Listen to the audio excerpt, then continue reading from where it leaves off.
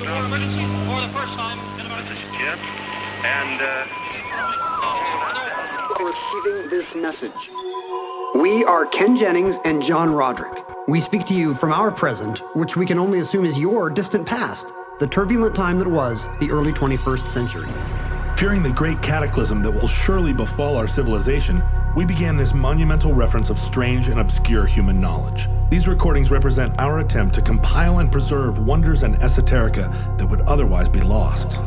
So whether you're listening from an advanced civilization or have just reinvented the technology to decrypt our transmissions, this is our legacy to you. This is our time capsule. This is the Omnibus.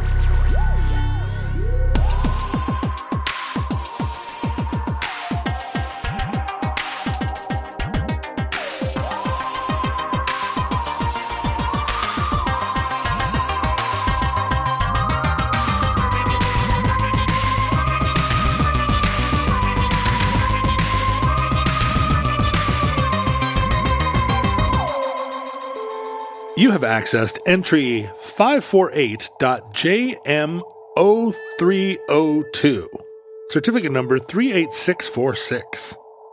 The Great Tea Race. Clipper ships by Matt Montini. Me and my dad make models of clipper ships. I like clipper ships because they are fast. Clipper ships sail in the ocean. Clipper ships never sail in rivers or lakes. Clipper ships have lots of sails when they're made out of wood.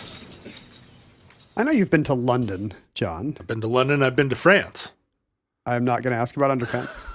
I wanted to ask about Greenwich. You ever been to the I have not been to the observatory. City of Greenwich? No, and it seems like the type of thing that I know I would have done, but I incredibly on brand. I never did. I most of the times I've been in London, I've either been working as a musician or hitchhiking around as a vagabond. I never went as a tourist. During your next time working as a musician or hitchhiking as a vagabond, yes, take a day and go to take Greenwich. A Saturday.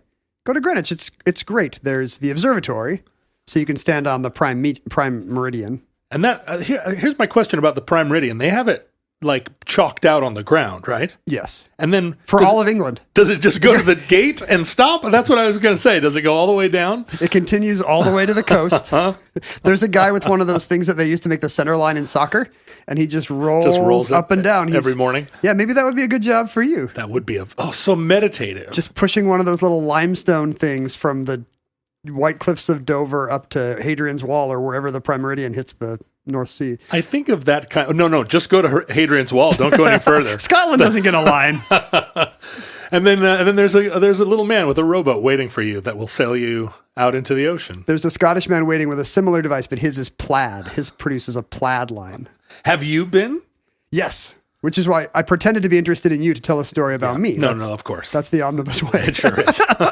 That's one of the cornerstones of our friendship. I just wanted to recommend Greenwich because there's a little courtyard where you can take your picture on the prime meridian and the related observatory stuff is cool. But there's also a really great maritime museum about the history of British awful things done to the world. Oh, I thought you were That's saying... not what they call it. I thought you were saying the history of British offal, because they do use that in a lot of soups and stews. Yeah, you get that at the cafeteria after you've seen the museum. You can order offal on toast, offal on a scone, offal in offal under mashed potatoes.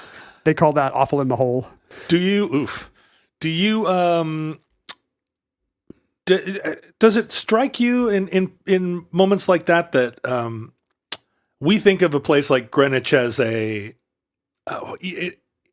has this special and particular significance, like a scientific or mathematical meaning, right? But it's also a place with a McDonald's and a Boots and a it's a town, right, where there are people who have never even heard of Greenwich Mean Time. When they hear Greenwich, they think of whatever their Class C football team is, right. Football league team or whatever, So what is the town? What is the character of the town? Is it? I mean, it's in the southeast. It's on the Thames. It's not that far outside of London. Right. I mean, you can take the tube.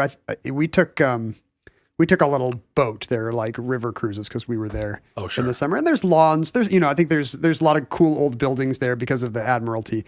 So there's lawns kind of sloping down and a very touristy town center, of course. So is it on the other side of the tide dam, or is it on the outside or the inside? That's a good question. I want to say it's inside the Tide Dam. And you know what? I don't actually care enough to look up. Oh, right on. Look it up. Maybe, this is going to be a moment where somebody's going to feel smarter than us. Yes, someone's gonna comment on our Twitter feeds. Except I said I didn't care as I'm Googling Thames Barrier map. You do care. Like I want to not care. The thing is, I care. How come you're not looking it up then? Because I'm Mr. Believe It or Not, I care. I have other things to think about. Greenwich is inside. Yes, but it's kind of one of the last big things before the Thames Barrier as you head east to the sea. And the third thing, I think the third big attraction there, besides get your picture on the Prime Meridian, go to the whatever the Maritime Museum is called. You can see the Cutty Sark. You can board the bottle of cheap whiskey. There's just one bottle of Cutty Sark whiskey. Cutty Sark whiskey has, I don't know if you remember or if you were in a state to remember, it's got a clipper ship on the label. Yes, it is named for maybe the most famous and most beautiful of the clipper ships of the golden age of sail. The 3-masted super ships. 3 masts, and then every mast with 1 million sails. Right. For a total of 3 million. Now we talked about this era, sort of during the SS United States. Oh right. Oh no, wait, no, it was the other show we did about the fastest ship across the Atlantic. Was that also the SS United States, or did we do another?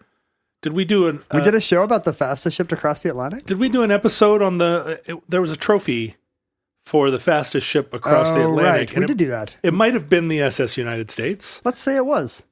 Well, it was either that or another episode. One of these people who's been telling us they listened to 18,000 minutes of Omnibus this year can chime in because they just heard this and every maritime omnibus, and they can correct us. But the Cutty Sark was built in that era, the late 19th century, when these giant ships had become a technology that was really plying the world's oceans. And we think of it as like this amazing era. And in fact, it was like a week and a half. Right. I mean, that's not true, but like the technology was perfected just in time to go away. Right. Just as the steam engine and iron-hulled ships made it obsolete. What's a modern example of that? It's another example from the 19th century is the Erie Canal. Right. Which was completed just in time for the railroad. I was thinking of those CD players where you could literally stack 150 of your CDs. Right. And then you could just play any piece of music you owned after a bit of a jukebox. Bzz, bzz, bzz. Well, you could have them bolted in the trunk of your car, remember? Yeah, I had a 6 CD changer in my trunk. Car phones are one, right? That I mean, having a car phone was such a big deal, and then but can you imagine? We all had them. Can you imagine buying one of those big? I don't know what the biggest CD changer was, a 50 or 100 CD changer. Right, those things were like cinder blocks. Yeah, and this is going to be the basis of your listening library for years, and then 2 days later, the iPod comes out. Well, I mean, I feel that way about because of all the friends I had that were in the music industry. I knew so many people who had an entire room of their house, like a full bedroom, just devoted to CDs, just walls of CDs, floor to ceiling. You kind of had this, right? I did. I eventually, I don't really fetishize CDs, so I kind of moved them to one of those binders. Right. I was a binder guy but it was for space reasons. But my brother, who is, the biggest and most knowledgeable music fan, well, in the family, but also that I know, still has just this basement lined by CDs and no desire to go virtual or digital. My mom went through my room of CDs a couple of years ago. Threw out all your comics. She threw out all my baseball cards. No, she went and decided she was going to listen to every CD and rate it. Wait, not every Long Winter CD. Every CD. Every CD. So she started just at the beginning. At the beginning, Ace of Base. Listened to every CD and put a little Post-it note on them with her capsule review. Wait, this is my favorite story about your mom. And the reviews are things like boring country, out of tune vocals, and then she would put it in a pile like this. Is there like a Pitchfork 3.8? She didn't rate them that way, but it was very clear whether she liked it or not. And then a whole bunch of them just had a Post-it note on it that said no. and each one written in a slightly different, so I just have all these different colored Post-it notes, just like, no. I thought about making a GIF of them. Do you think she listened to every, a GIF? Do you think she listened to every song? A GIF. Yes, she definitely is a completist. Like she just put in a Fugazi CD and just was like, I don't know. Maybe if she was 3 songs into a CD and it was boring, slow, out of tune country, she probably popped it and said, I get the gist. I get the GIF. I get the gist. The Cutty Sark, the whiskey, was named for kind of the pinnacle of the British clipper ship technology. And it's been restored. I think there were, a series of fires mean the Cutty Sark, you get to walk aboard and learn about the tea trade today, is not, I don't know if any of those boards were actually the elm that was being trod by, what do you call a British sailor? A salt? A limey? Yeah, right. They're all named for things you put in a margarita glass. A cask. Yeah. A tequila. But you and I have been sloughing off cells since the day we were born. We're not. There's no contingent or component of us that exists, right, all the way through our lives. I think it's the speed varies with different parts of your body. Like some parts that cells are going so fast that you're a different person than you were 2 months ago. Others, I think, can literally last decades. I can't remember if maybe brain neurons are the longest, but yes, I feel like my spleen is like the core of my body. And it's the oldest? I'm just all spleen, and it's never sloughed off a single. But don't you want it to be sloughing? Don't you want the rejuvenation? It's never forgotten a single insult. It just sits there splenetic in its glory. We're all George Washington's hatchet, or whatever the metaphor is for the thing that's changing. This is actually the idea how much of the Cutty Sark is really the Cutty Sark is like a metaphysics. It's like a thought experiment. It's called the Ship of Theseus. Yep. And it's like one of the oldest thought experiments in philosophy. Philosophers are still confused. Here it is. Theseus is on a ship and he's heading to sea. Ahead of him, there are 6 people that he will run over. Does he change the course of the ship to run over different people? No, the Ship of Theseus is how many boards can you replace in a ship and have that ship be the same What is the identity? Because obviously, you can replace any given board. And it's still the Ship of Theseus. But if you were to build an exact replica, it wouldn't be. So at what point did it change?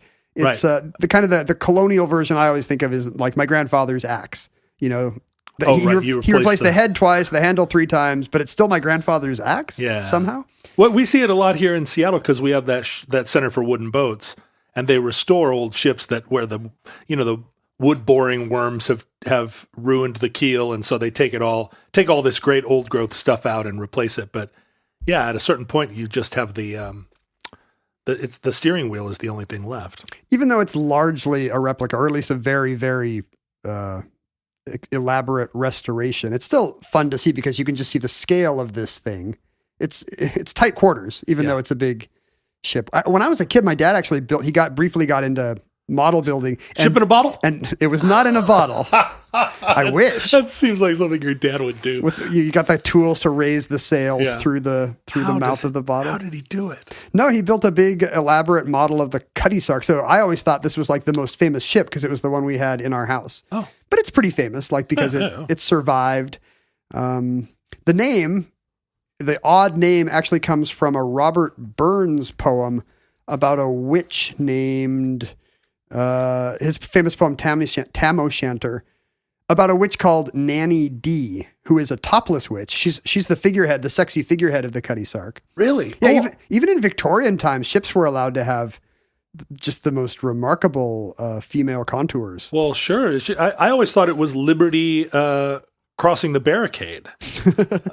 The topless. Do all bare-breasted 19th century women look the same to you, John? They kind of do. I'm sorry to lump them all together, but but you're saying that the bare-breasted figurehead of a ship is a Scottish witch. And are a lot of them witches? I don't think so. This is just an unusual case in the poem. So a sark is like a kind of a chemise, like a sexy, well, not a, but just a woman's undergarment. Go on. But in this, we can extend this part of the show as long as you need. But in this case, it's a cutty sark. It's been shortened. So it's a very revealing chemise. So the ship is named for a sexy Victoria's Secret item. She's a sexy witch? She is the sexy kind of witch. And Tam O'Shanter, the title character, seeing this sexy witch in a nice short underskirt says, "Wheel done, Cutty Sark." Like, nice job, short skirt, which I'm sure is what you or I would say were we to see a witch cavorting in a short underskirt. I don't know if we'd name a big national symbol after it. I would. Really? If I were in charge. I mean, with Sarah Jessica Parker in that Bette Midler witch movie, I have a figurehead of her on my truck. That's your sexiest witch. That is the sexiest. Well, Sabrina is a pretty sexy witch, but she's just a teen. What about the Witches of Eastwick?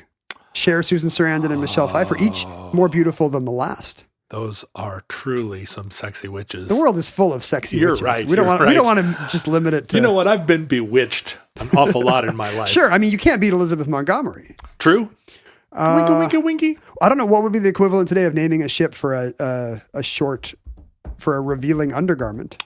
What would it be? I mean, naming a NASA calling a space shuttle the Wonder Bra or something. But it's not like you don't want it to be like a sports bra, like the SS Spanx.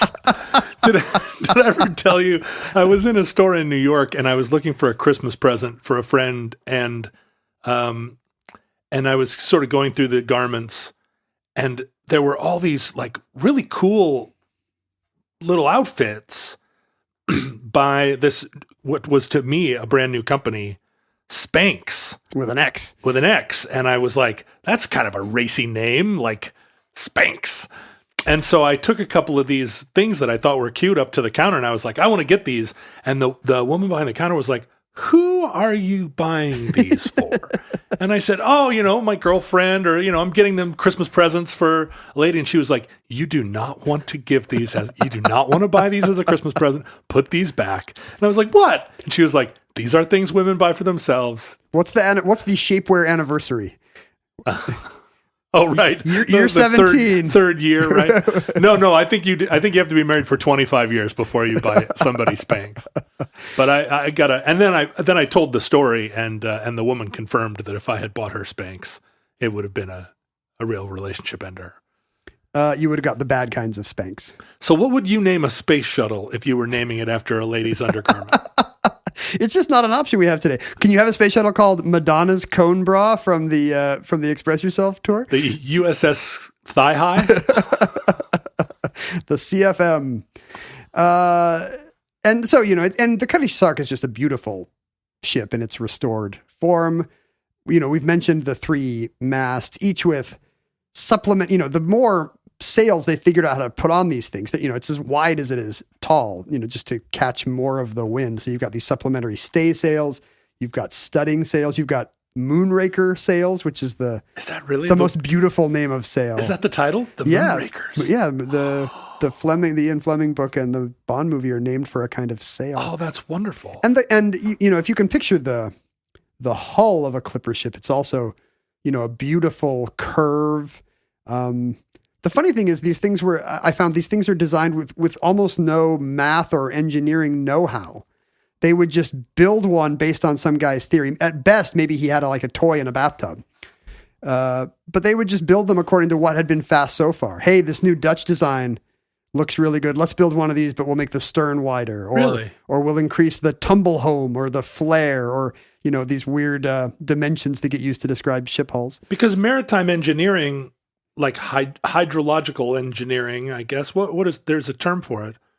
But it's an incredible science, and there's today you can model it with calculus and curves. And that wasn't true in the 19th century, the era of calculus and curves? Calculus and curves, I guess, were new enough that nobody was, and maybe, I don't know, maybe there's just complexities to the way hulls react to waves that, you need big math. You need computer number crunching for. I don't know. Because it seems like you could throw Moonrakers ad nauseum on the top of these ships, but there are going to be things that check the speed. Yeah, it's mostly water that's checking speed. I mean, when it gets right down to it, we're going to talk about these beautiful, graceful things just flitting over the seas like birds. And in fact, they went about 13 miles an hour. Right. You know, that feels very fast. I mean, these things would also just up and down. They were no fun even for an experienced sailor. I think the fastest speed ever recorded on a clipper ship was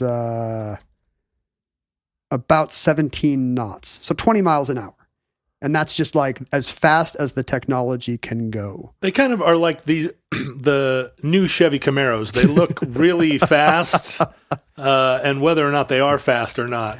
Well, it's a different scale. Like even today's container ships, which I know are not going as fast as you can go. There's fuel efficiency to think about as well. But even a container ship at full speed today can't go above 30 miles an hour. Right. So, these ships are going 2/3 as fast as you would get from China to West Coast ports today.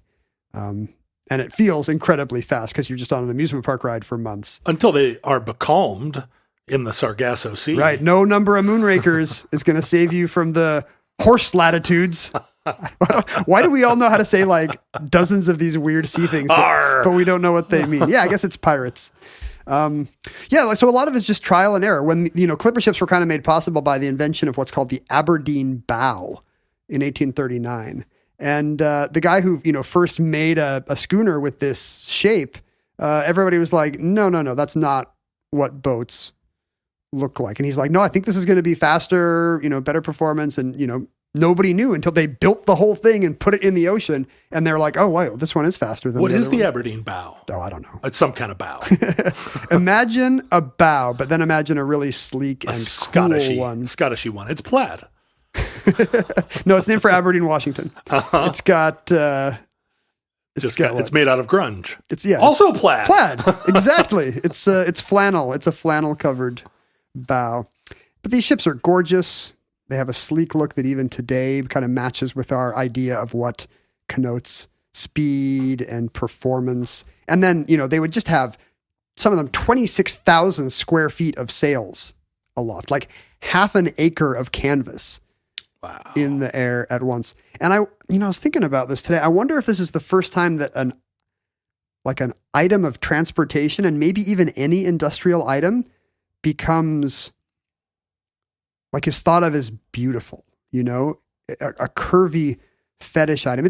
We take it for granted today that that's how a sports car will look. That's how a fighter jet will look, just as a result of both scientific and aesthetic factors.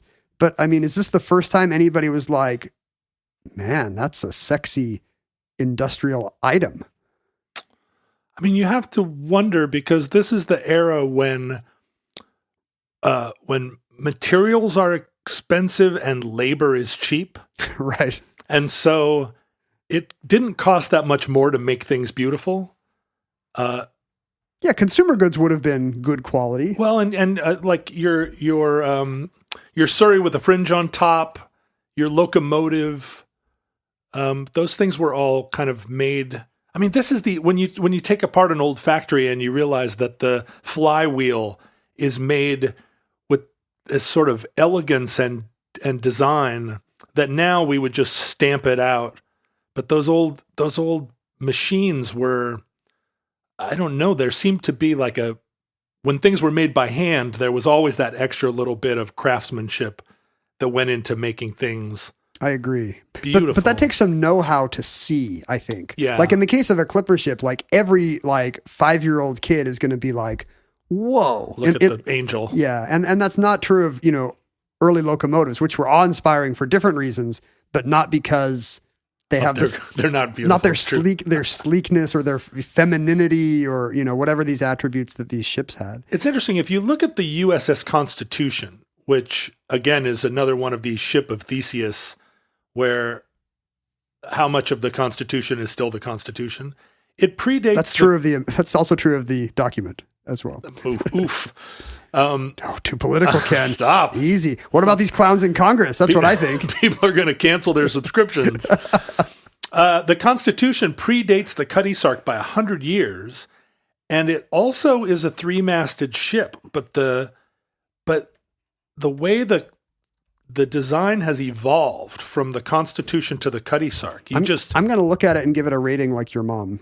Okay. Not like I give your mom a rating, like she rates your CDs. Right. The Constitution just seems much closer to, it looks good though. Huh? It does. But in its day, it would have been like the most banging ship. It was boats. I think that's why the patriarchy uses she for boats. Like it was the only good looking thing that anybody had built. Right. You know? Oh, she is so gorgeous. So from the male gaze, you're like, yeah, this is look at her billowing sails. This is a pretty racy episode of Omnibus. I'm afraid maybe I'm just bringing a lot of. You knew it was going to be when we started talking about tea shipping from China. Yes, for sure. By the way, the Aberdeen bow is just a narrower, sleeker bow. A surprisingly sharp hull. Cutting through the waves. It seems like that would be self-explanatory. Yeah, anybody who's ever pushed a building block through a sandbox, right? Right. Make the front skinny and sharp. And yet, in an era where things were done the way your father did it, there was skepticism. The clipper ships were mostly used for one thing: getting tea from Asian fields to European aristocracy, and then the middle class. Interesting. The tea trade had become such a thing by this point. It took a while. The Portuguese, when they first contacted China and then Japan in the 16th century, saw tea getting drunk, and then the Dutch, and then the British. It didn't catch on in Europe until, what helps in the 17th century, it didn't get to Britain until Catherine of Braganza from Portugal. I think we talked about this in the episode on lunch, whatever that episode was, about the invention of modern mealtimes. Oh, right. Catherine of Braganza married Charles II and brought her tea drinking habit and, the fashion for it to the court. But, it takes a ton of effort to get tea from Asia to Europe at that time, to the degree that like a pound of tea back then would cost somebody a month's pay. Wow. And it became a powerful political and economic chip, kind of the basis of geopolitics at the time in a way. Charles, as it caught on in England, Charles II's government banned tea on the grounds that it was somehow seditious, and then realized they could tax the hell out of it and use that to fund warfare. The East India Company had a monopoly on it, which just created this incredible smuggling market. And we're kind of imagining a romantic thing with pirates. No, this is like straight up some Sinaloa cartel stuff where these awful gangs just control parts of Kent or, the British and European coastlines, where the locals all live in fear of these awful tea narco terrorists. Wow. Because there's just so much money in it. When you adjust for inflation, the 116th richest person of all time was John Hancock. Not our John Hancock. Our John Hancock. Famous today for his association with the American Revolution. But the reason why he got that job is because he was by far the richest man in America. Net worth in modern dollars, $20 billion, all on tea trading. Whoa. So his big signature was right.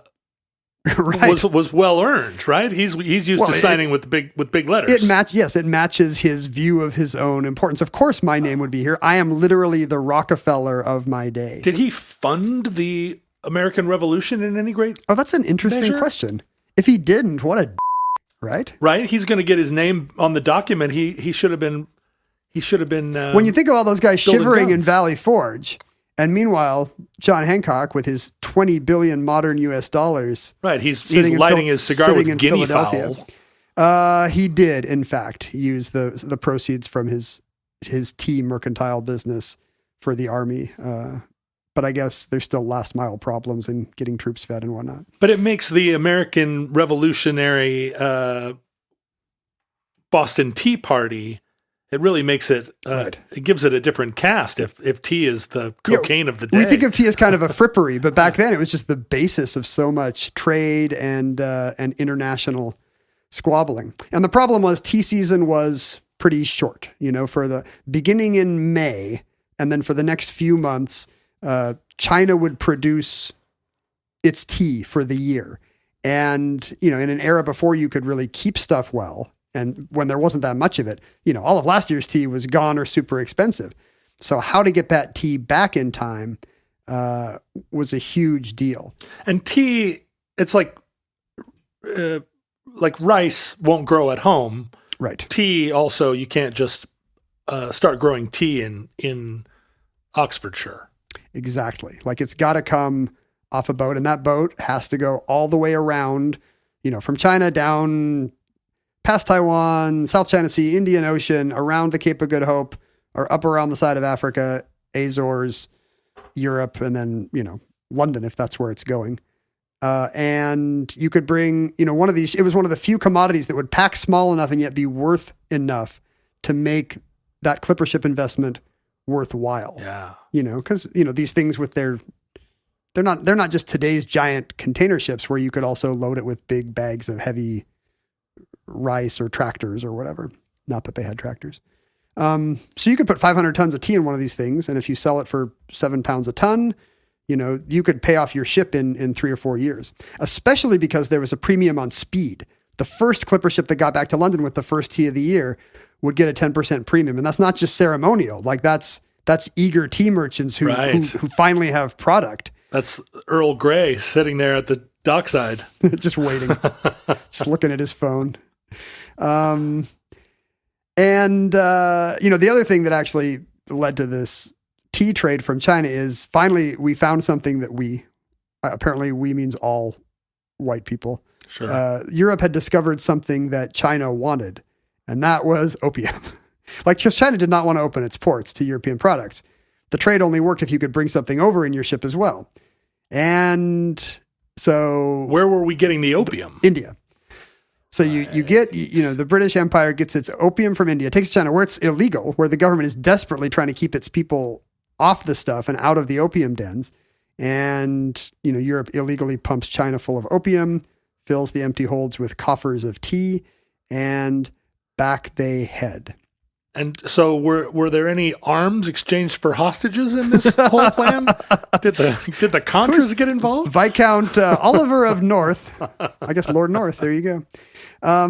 So all that 19th century imagery of the opium dens of China, that was all completely... Yeah, we think of that. We think of opium as the thing they brought to us. Right. In fact, the government was doing opium only grows on the other side of the Himalayas. You don't grow opium poppies in China. And because there's the biggest mountain range in the world in a way, opium did not catch on in China until European ships started. I'm sure there were local smugglers making their money as well, but you got to go all the way around Indochina. And when we say India, at that point in time, that was also Pakistan. Right. And Afghanistan, really. Which is where opium poppies still grow today. Right. Yes, and all part of the British Empire. And so this environment of, who's going to be the first tea clipper back in port actually creates this weird culture where there is a sports-like journalism around who's the fastest and who's going to win, cults of celebrity around the captains of the ships who become like, you'd think it would just be, who's got the fastest ship and the best designed hull or whatever. But apparently and that's what I thought about like car racing when I was a kid, Right. Oh, well, look at the speedometer, see whose car goes the fastest. That's who's going to win the Indy 500. And it was explained to me, no, there's actually a lot of skill to the driving. And, right. And so it was the same with these ships where the captains of the ships were like celebrities. They were like Formula One racers who were admired for both their temperament and their skill. Right, and also it's like if Formula One cars were also delivering cocaine. Boy, what a dull timeline we live in that we don't have Formula One cars. Hello. Well, I guess that stock car racing comes from moonshiners and blockade runners. So really, it did start with hot rod cars that had.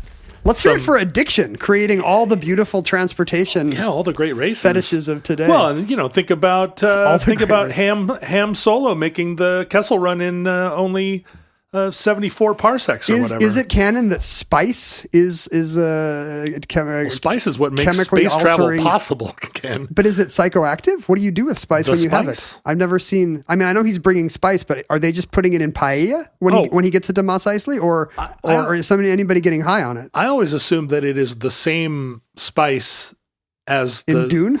As the spice that makes space travel possible. Yeah, it's Dune spice. Wait, I don't know why spice makes space. Is it fuel? Have you ever read the book Dune? No. Did you ever see the movie Dune?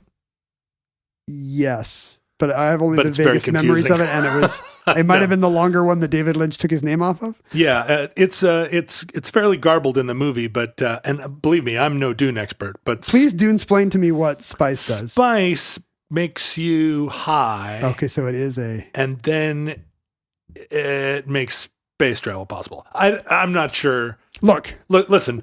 Dune. You've been high, and I know it does make a certain kind of space travel possible, but not literal interstellar exploration. Well, but maybe I wasn't high enough. You just needed more spice. That's the thing about getting high. You can always get a little higher. So you've got this environment where the captains are celebrities, and then people are betting. It's also a sports betting market on who's going to get there in time, and this is not just like stock exchange, people investing in which company. There's literally people making side bets like it's a horse race. Let me ask you this. In 1870, when presumably this is all happening. All set in the mid to late 1860s.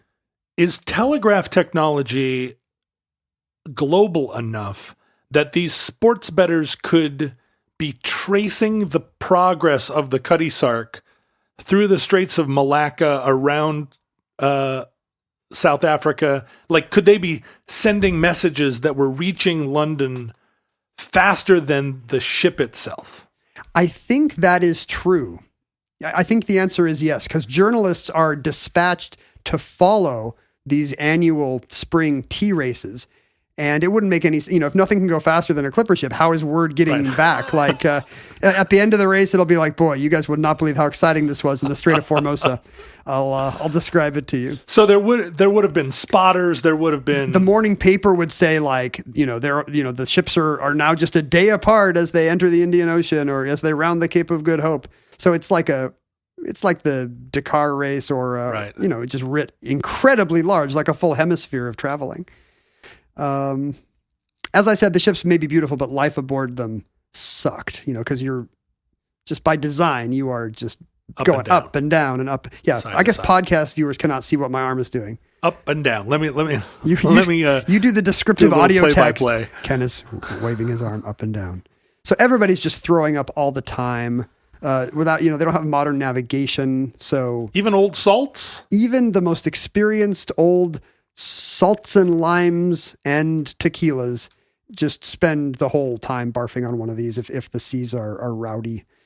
And the most famous of these races, the one that we call the Great Tea Race, by the way, this was suggested by a listener, Angus Wilson. Oh, I think is the name.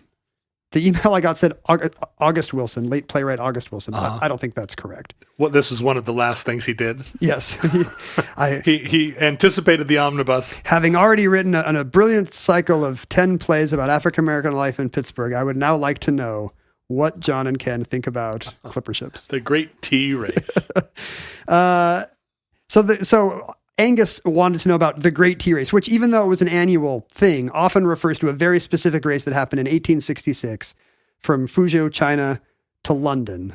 Still remembered as the greatest sailing contest of all time, partly just because the outcome was very exciting. There were 4 ships. The brand new Ariel on its very first voyage, skippered by a Captain Kie, who's kind of a cool-tempered veteran. Yeah. He's not surprised by anything. Steely-eyed. Who are we going to get to play him in the movie that we're going to make about this Great Tea Race? Maybe Russell Crowe, but maybe he needs to hit the gym. Russell Crowe, but gym body Russell Crowe. Yeah, I don't know the ages of these guys. Okay. Then there's the Fiery Cross, skippered by Captain Robinson, who is a real kind of fiery, hot-tempered guy. Sure. You can imagine the broken blood vessels in the nose and cheeks. He's got a shillelagh that's like his... He's got a name for it. Yeah. This is Bridget, look out. And they have won the race in 61, 62, 63, and 65. So they're kind of the presumptive favorite, the New England Patriots. Then there's the Serica, which won, captained by Captain Innes, which won the only race in that span of time the Fiery Cross did not win. They won in 1864. A lot of Scots here. Yeah, Innes and Robinson. They're all Scots, basically. And I don't know how to explain it. Is that just where the shipbuilding was? Well, I mean, the yards would still be open on the Clyde, right? This was as discussed in a recent addendum. This was the Glasgow era and Aberdeen era, but something about Mark Knopfler. Yeah. I'm trying to think. You know, this.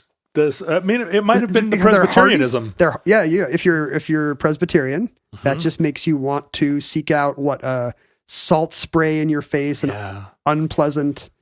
Flagellate yourself with the wind and the waves. Yeah, it's God's punishment. He makes you barf all the way across the globe. Maybe they're just hardy. You know, they've grown up on thistle, just eating thistle and really tough mutton. In our day, we think of ship captains all being from European ship captains being from the Netherlands or Greece. Yes. But maybe the Scots were the original. Well, that's because today you want more of a chill guy coming over the intercom every morning and telling you what the shuffleboard schedule is. Right. That explains the Dutch thing. It doesn't explain the Greek thing. Oh, that guy's angry? Yeah. Okay. So, and then who's the last? Oh, and I was going to say Captain Innes is kind of the bad seed here. He's a taskmaster, just temper, always yelling at his guys. He drinks really heavily. So he's wearing like a Quaker hat, but right. but he's not a Quaker. Captain Ahab, basically. Ahab, right. And then there's the Taiping. Am I getting this right? He's Chinese? No, the ship has a Chinese name because of its tea running. I was going to say, this story took a wild turn. Finally. One of the captains is Chinese? This is multiculturalism. 3 Scots and a Chinaman walk into a tea race. We don't say Chinaman, by the way. That's a period reference. That was a joke formula that he was making a reference to. Right. And also set in the late 1860s when they would have said. That's what they would have said. Historical accuracy still matters. That's right.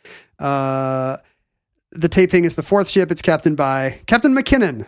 Well, thank goodness there's some diversity in this stereotypical story. Old Scottish sea dog. Yeah, I think it might just be 4 Scots. Those are the 4 kinds of sea captains there are. The 4 Scots, it's one of my favorite pubs.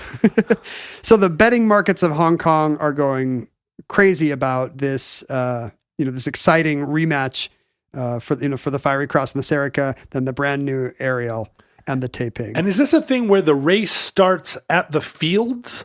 Like, are they racing to load the ships, or are they all loaded and then they leave at the same time? No, they're racing in a river, and it's up to a lot of it is just the logistics of who can get their ship loaded first. Wow. And in this case, the Ariel gets loaded first, pays off a tugboat, and gets out of port a full day before the race is supposed to start. Oh. And we're just supposed to applaud Captain Kie's ingenuity here. It pisses off the Serica.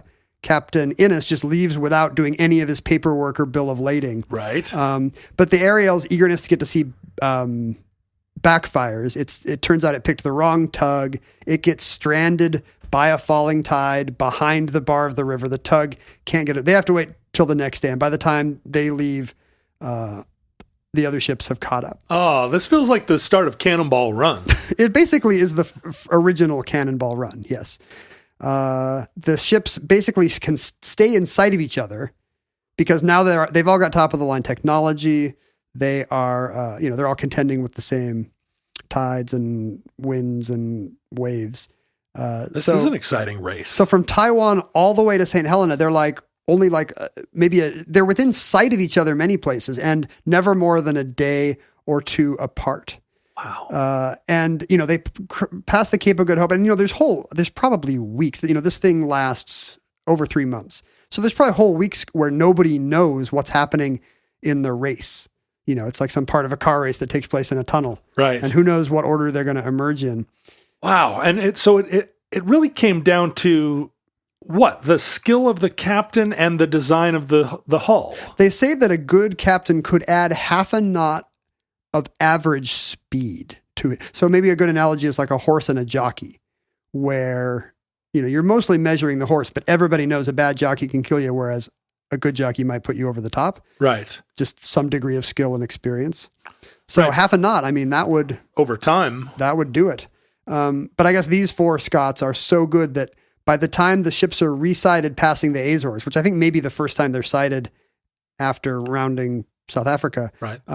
They are all together, basically. Like you can see all four together at the Azores. Wow. On the other side No of wonder the world. this is a famous race. It's really, it's an exciting, and this in an age without anything else going on. Can you imagine? This is like, these people have never seen a double overtime NBA game.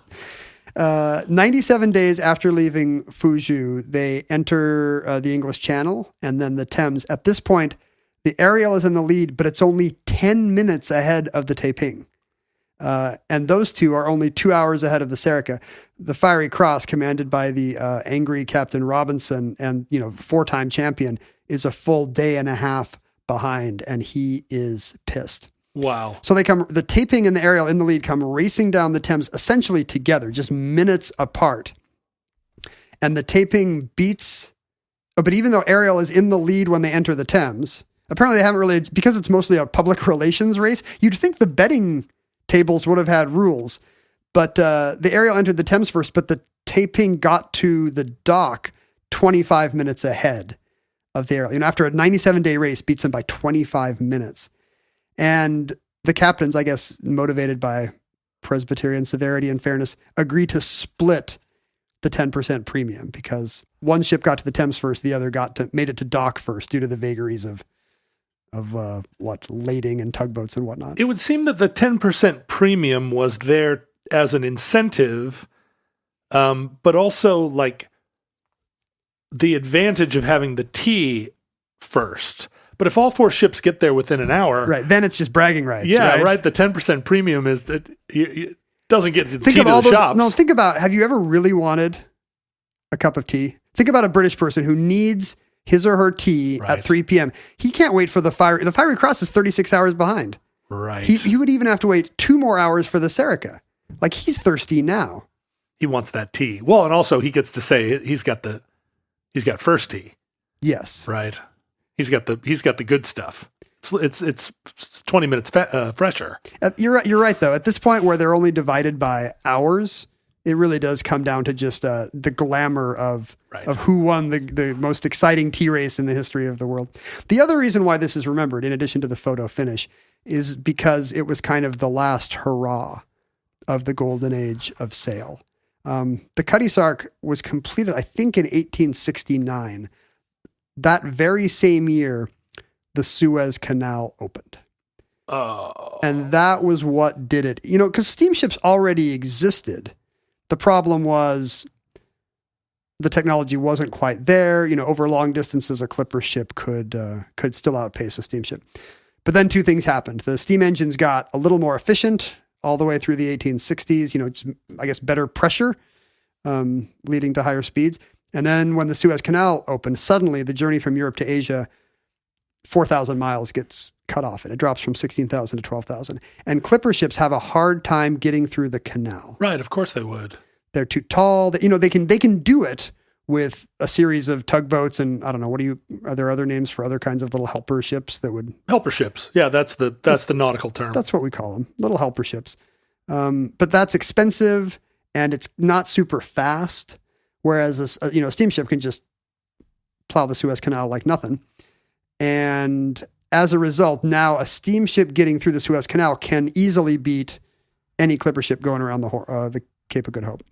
So just to clarify, the Great Tea Race was in 1866. The Cutty Sark was built in 1869. So the Cutty Sark had played no role in the Great Tea Race. It's the most famous ship of the period and the one you can still see up close. Right. It's kind of the symbol of the tea trade. It is in the style of the ships of the Great Tea Race. Right. And it's kind of the grandest apogee of that. It's the apotheosis of, the Ariel, the Fiery Cross, the Serica, and the Taiping were they were among the greatest clipper ships of their time. The Cutty Sark was kind of the big fancy, is there a car world analogy for this? Well, sure. It's the Bugatti Veyron. I guess I meant whatever the biggest, most beautiful finned 70s car was right before the oil crisis hit. You know? Yeah, right. What is the fattest? It's got to be like a Mercury Marquis or the Lincoln Continental Mark IV. It's like a Lincoln Continental, exactly. Where nobody could imagine anything better, and then the fundamentals of fuel changed, right? And suddenly you want a little ugly steamship or a little Honda. God, I'm looking at a painting right now of the Ariel with every one of those moonrakers like fully furled or fully unfurled. That's right. You don't want to furl them. No, and it really is it's just a miracle. We still have it today, this fascination. Like, even though we now have beautiful, we're used to every train, car, and plane having these beautiful curves. There's just something about a ship and sail because it looks like clouds, I guess. Right, There's something heavenly about it that none of our other transportation aspires to. Well, and the fuel is free. That's right. Right? I mean, that's what a steamship doesn't have. A steamship is reliant on the trade of coal. And if you run out of coal, you run out. Clipper ships were the original renewable energy. Yeah, right. Who's the Elon Musk of clipper ships? I'm sure. Some angry Scottish guy. And that concludes the Great Tea Race. Entry 548.JM0304. Certificate number 38646 in the omnibus. Futurelings, in the unlikely event that social media still exists in your era, truly it is the most elegant and beautiful of all the ships of our current world of quick communication. Instagram or TikTok is like the Lincoln Continental of social media right before it collapses? Right? Surely there's a like a Suez Canal of social media that's just about to open. What's it going to be? What's going to cut the static? Telepathy. Mental telepathy. Thank you, Ken. Once I can just send you beam selfies into your brain, you will never have to look at my wall again. So the Elon Musk is going to be Uri Geller? Did you see that Uri Geller just settled his lawsuit with the Pokemon company? No. I guess there's a Pokemon that Uri Geller has long contended is too closely based on him. It looks like him. He thinks this Pokemon is based on him, and it has a bent spoon.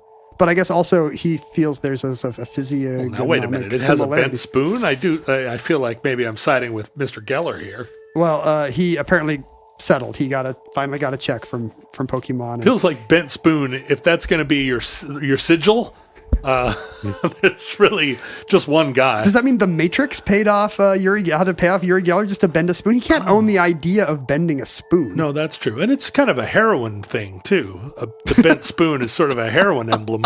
So you think David Crosby is going to sue Pokemon? I would avoid social media if I were you, but if you're already there, why not check out @Omnibus Project on all the social media feeds? It'll tell you all about the episodes of our show, and you can go to @Ken Jennings and @John Roddick to see the latest news on our Twitter feeds. I'm on there struggling to be funny. Ken is effortlessly funny there. You can find out all his latest game show news. Game show nudes? All of my all of my game show nudes, right? Which show? You can go to my Instagram account. I'm on there, DMing people unrequested nudes all the time. You can email us at theomnibusproject@gmail.com. You can check out our Futurelings group on Facebook and Discord and Reddit. Also, unofficial gathering places. We can't endorse, I'm sure, everything said there. Active communities of enthusiastic science-based life forms. Also, I highly recommend Omnibus Out of Context on Twitter. They whoever runs that account. I don't even know who it is. The Nameless Heroes. Yeah, they find a way to listen to old episodes and take out sort of non sequiturs and tweet about them. I look at it every day. Even if they're just listening to old episodes, I mean, that's a real sacrifice. Thank you for your service. Well, no, at the end of the year, you mentioned it earlier, all those streaming services are happy to send out to their listeners these sort of like, here's the thing you listen to the most. I think it's counterproductive. Every time I see those, I'm like, dear God, I've wasted my life. like, do you really want to tell somebody, hey, good news, you listened to Spotify for like 38,000 minutes this year? Well, it infuriates me because, I see all my friends post their, like, these are the top 5 bands I listened to this year. And I'm like, The National? Really? Still? I don't even see the Long Winters on that list. Did you see somebody sent you that he was in the top 0.1% of Long Winter's listeners this year? Yeah. I was going to reply, oh, cool, you listened to 2 songs. Yeah. And then I thought, that's mean. So mean. You and 3 other people. No, I've been getting a lot of those, and they make me feel great. Thank you. Awesome. Thank you. There was one person that was like in the top of the Western State Hurricanes listeners, which made me feel, again, that's got to be a much smaller list. But well, somebody's got to be on top. Did you do the P.O. box? No, not yet. You can send us physical media and all kinds of your granddad's clothes and old banana peels, although don't send banana peels, to P.O. Box 55744, Shoreline, Washington, 98155. Looks like you got some mail over there, Ken. I'm opening the mail right now. We got a postcard from Maconda, Illinois, it looks like. Did we mention Maconda on the show? Almost certainly. Well, on the back it says Maconda Forever. Maconda Forever. Maconda must be loving their new hip association with the Marvel Comics universe. Yeah, I'm not sure. Thank you, Kathy. Yeah, that's beautiful. Maconda looks like it has a traditional American Main Street. It still does, or that's an old picture, and now this is a CVS. I have no idea. We also got, you are going to love this. Hollis was going through, I lost the cover letter. I used to have a big crush on a girl named Hollis. I guess I assumed this Hollis was a male Hollis, but who knows? I do not know Hollis's pronouns. It's possible. Hollis was helping an elderly neighbor downsize because the neighbor is moving, and Hollis found, you're going to love this, a copy of the Seattle Times from July 21st, 1969. Man Walks on Moon. Man Walks on Moon. Oh, wow. This just in. Look at that. Oh, and it's like, it's the perfect sort of, just a little bit yellowed and foxed. If you want some ads for Ernst or Pay and Save. Look at that. Do you remember Ernst? I do remember. What a great Ernst. hardware store. Remember when the U Village was just a place you'd go to the hardware store instead of Swarovski? We went to the Ernst on 99 up in Shoreline. Should we see what's on TV tonight besides the moon landing? Yeah. Let's see. Donald O'Connor and Piper Laurie in The Milkman. Oh, Addams Family. Good. So, this is pre-Rural Purge, right? 69? Let's see. Are there any... Yeah, Mayberry RFD is still on at 9 on Channel 7. Is Laugh In? Do you see Laugh In on there? Well, it's going to be whatever's on Monday nights. I'm sorry. Monday nights. So you got The Rat Patrol on CBS. Jack Benny, The Lucy Show. Looks like a good Gunsmoke. Oh, I Dream of Jeannie. Jeannie blinks and the house turns invisible. Uh-oh. Winky, winky, winky, Can you imagine winky. turning away from the moon landing to watch this? Oh, Mr. Freeze is going to be on Batman. I would assume a lot of this would get preempted. Soupy Sales and Alan Alda were on What's My Line? You ever seen Alan Alda on What's My Line? Was Alan Alda a TV personality before MASH? Yes, I think so, because this is not that far before MASH. 69, what did MASH start? 72? 72, right? So this is just before MASH. And his dad was an actor, so I'm sure he's done stage or whatever.